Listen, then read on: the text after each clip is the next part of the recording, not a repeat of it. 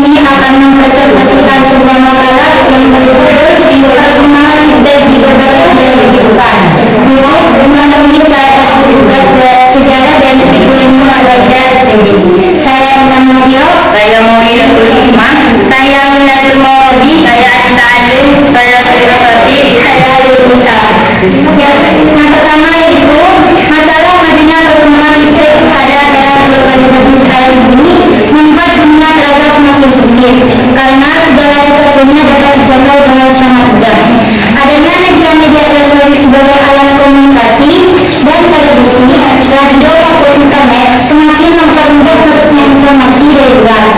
Jika kondisi semacam itu diabaikan dengan kemampuan masyarakat dalam mengolah informasi tersebut, maka yang terjadi adalah kerugian bagi masyarakat sendiri. Mereka hanya mampu menerima informasi itu secara utuh tanpa mampu menentukan mana yang berdampak positif dan mana yang berdampak negatif.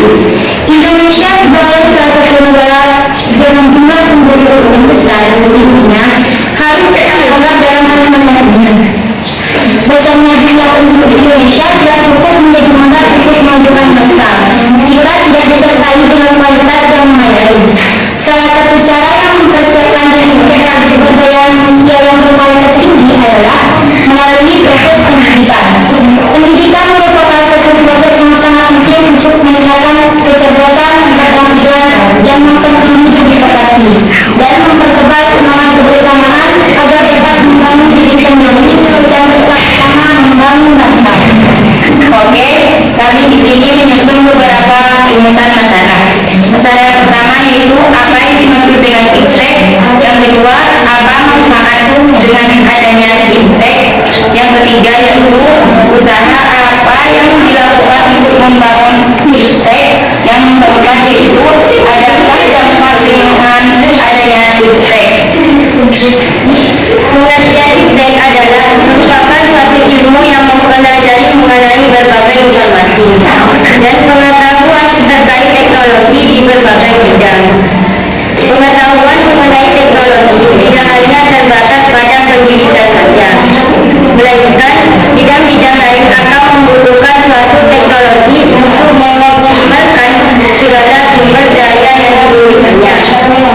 Iptek, mungkin kata tersebut sering kita dengar. Iptek merupakan akronim dari ilmu pengetahuan dan teknologi. Akronim tersebut mempunyai artinya sendiri baik pengetahuan maupun teknologi. Ilmu adalah penambahan mengenai suatu pengetahuan yang mempunyai fungsi untuk mencari, menyelidiki, lalu menyelesaikan suatu ilmu. Ilmu juga yaitu merupakan suatu pengetahuan yang tidak teruji akan kebenarannya. Pengetahuan adalah suatu yang diketahui ataupun disadari oleh seseorang yang didapatkan dari pengalamannya. Pengetahuan juga tidak dapat dikaitkan sebagai suatu ilmu karena sebenarnya belum ditemukan. Pengetahuan muncul disebabkan seorang menemukan sesuatu yang belum pernah dilihat.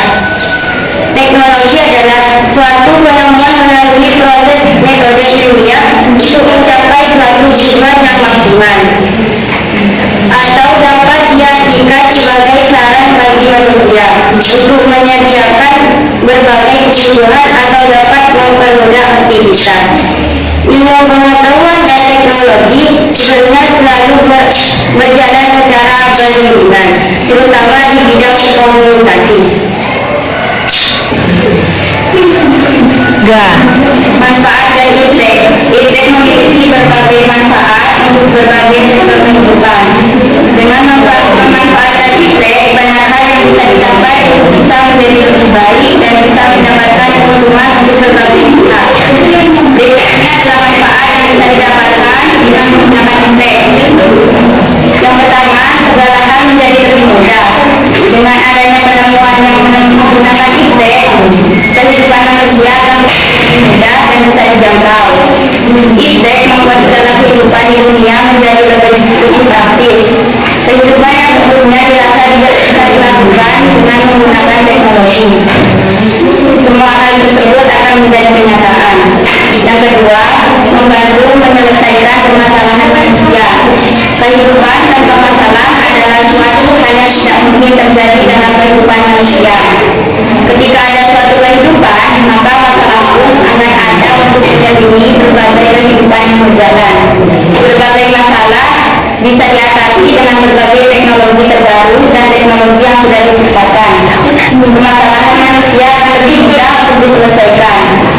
Penyelesaian permasalahan manusia akan terbantu dengan adanya berbagai teknologi yang ada. 3. Kehidupan menjadi lebih maju. Dengan adanya teknologi terkini, kehidupan manusia akan menjadi lebih maju. Tingkat intelektual dan kecerdasan manusia akan bertambah dengan memanfaatkan segala teknologi yang tersedia. Yang keempat, mengoptimalkan bisnis. Teknologi juga bisa mendukung adanya bisnis yang dijalankan oleh manusia. Berbagai bidang bisnis bisa ditunjang dengan adanya teknologi yang dioptimalkan penggunaannya. Bisnis akan cepat berkembang jika ditunjang dengan teknologi yang sudah ada dan ditingkatkan intensitas penggunaannya dengan baik. Manfaat yang kelima yaitu komunikasi menjadi lebih mudah. Teknologi juga dapat meningkatkan fungsi komunikasi menjadi lebih mudah. Komunikasi bisa dilakukan tanpa batas dan tanpa jarak. Dengan adanya dukungan teknologi yang super canggih, kemungkinan untuk melakukan komunikasi jarak jauh akan sangat bisa didapatkan dimanapun Anda berada. Yang keenam, ekonomis dan efektif. Penggunaan berbagai produk teknologi sebenarnya bisa lebih ekonomis dan efektif karena bisa menghemat waktu, uang, dan biaya. Yang ketujuh, menghasilkan keuntungan secara material. Dengan adanya mesin untuk berbagai keperluan ternyata bisa memberikan manfaat yang sangat menguntungkan, terutama secara material. Mesin otomatis bisa dijadikan sebagai sumber penghasilan yang lebih hemat dan efektif.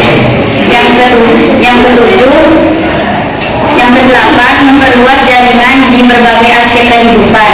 Seperti yang sedikit dibahas sebelumnya, bahwa kemajuan iptek yang paling masif lebih pada bidang informasi dan komunikasi. Yang kesembilan, berbagai pengetahuan akan dapat lebih mudah didapatkan. Yang terakhir, dapat menemukan transportasi umum yang canggih. Perkembangan iptek di Indonesia, salah satunya adalah yang pertama satelit, yang kedua telepon seluler, yang ketiga televisi, dan yang terakhir komputer dan internet. Satelit di sini di antara kalian tentu sudah tahu kan kalau Indonesia punya satelit. Satelit milik Indonesia dinamakan Sistem Komunikasi Satelit Domestik yang bersingkat dengan SKSD Malaka. Satelit ini dibangun melalui sistem komunikasi yang dikendalikan Indonesia sejak tahun 1970. Sistem satelit Malaka ini memungkinkan Indonesia mengakses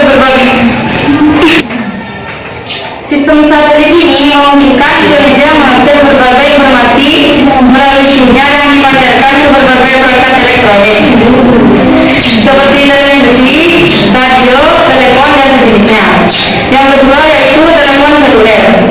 Jauh sebelum smartphone yang kamu miliki sekarang, teknologi telepon seluler sudah dikenal di Indonesia sejak tahun 1990-an. Saat itu, penggunaan teknologi ponsel memang masih sederhana, yaitu hanya sebatas untuk melakukan dan menerima panggilan hingga mengirim pesan singkat. Awalnya, jenis telepon seluler yang dipasarkan di Indonesia berteknologi sistem AMPS. Namun, karena memiliki kelemahan yang tidak dapat menjangkau daerah terpencil, telepon seluler pun beralih ke teknologi sistem global sistem mobil yang bersingkat GSM. Penggunaan GSM terlihat dari banyaknya stasiun pemancar sinyal seluler yang didirikan di daerah terpencil di Indonesia.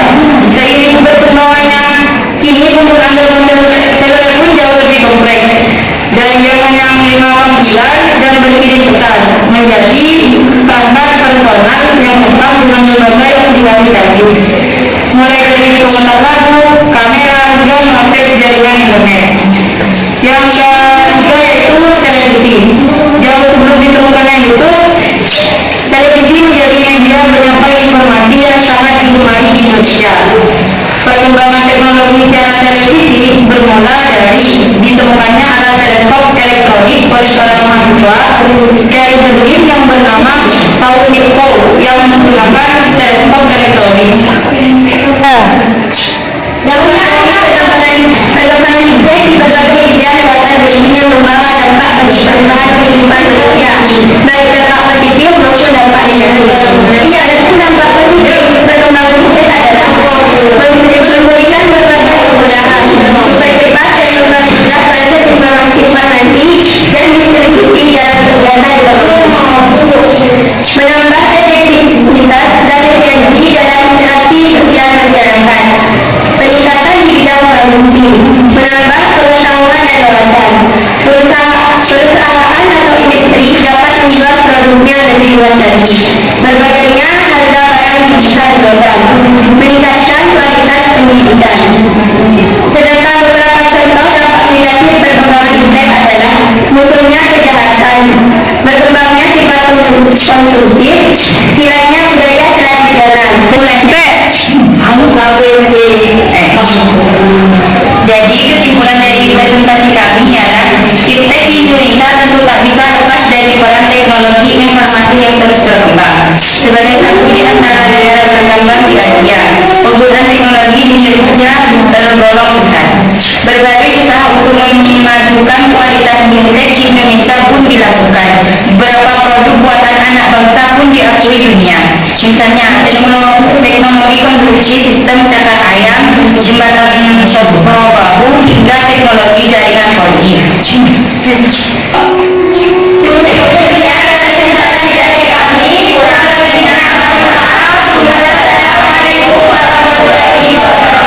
Waalaikumsalam warahmatullahi wabarakatuh.